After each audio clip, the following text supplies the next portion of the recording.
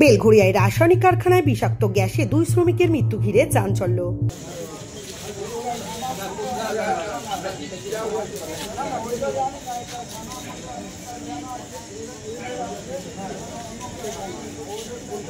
বেলঘড়িয়া থানার শালপাতা বাগান এলাকার একটি কেমিক্যাল কারখানায় বিষাক্ত গ্যাসে 2 জন শ্রমিকের মৃত্যু ঘিরে তীব্র চাঞ্চল্য ছড়ালো।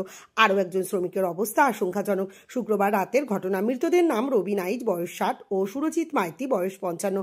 জানা গিয়েছে, প্রতিদিনের মতোই শুক্রবার ওই কেমিক্যাল কারখানায় কাজ করতে গিয়েছিলেন শ্রমিকরা। কারখানার ভেতরে কাজ করতে গিয়েই ঘটে বিপত্তি। সূত্র বলছে, পুরনো একটি ড্রামে থাকা কেমিক্যাল নিষ্কাশন করে পরিষ্কার করতে গিয়েই এই ভয়াবহ দুর্ঘটনা ঘটেছে। একটা কেমিক্যাল কারখানা, নিকেল, ওখানে নিকেল হয়, বহু পুরনো কারখানা।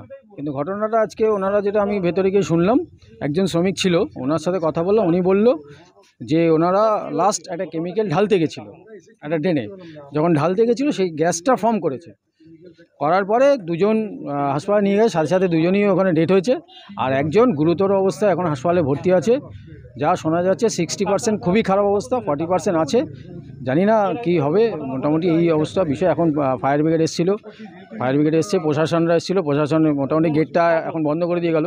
কিন্তু ব্যাপার হচ্ছে যে গেটের ভেতরে আরও বিভিন্ন ধরনের শ্রমিকরা থাকে।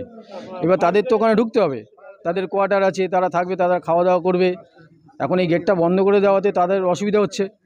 আমরা স্যারের সাথে কথা বললাম, ওনারা বললেন থানায় যেতে। কতজন লোক আছে ভেতরে? এখনও প্রচুর লোক আছে, কারণ এখানে বিভিন্ন ছোট ছোট শিল্প আছে, বিভিন্ন ধরনের শিল্প আছে, এমব্রয়ডারি কারখানা আছে, সেই শ্রমিকরা আছে, শ্রমিকরা কাজও হয়তো ভেতরে করছে। এখন এই গেটটা বন্ধ করে দিয়ে যাওয়াতে যারা শ্রমিকরা এখন বাইরে দাঁড়িয়ে আছে তাদের একটু সমস্যা হচ্ছে।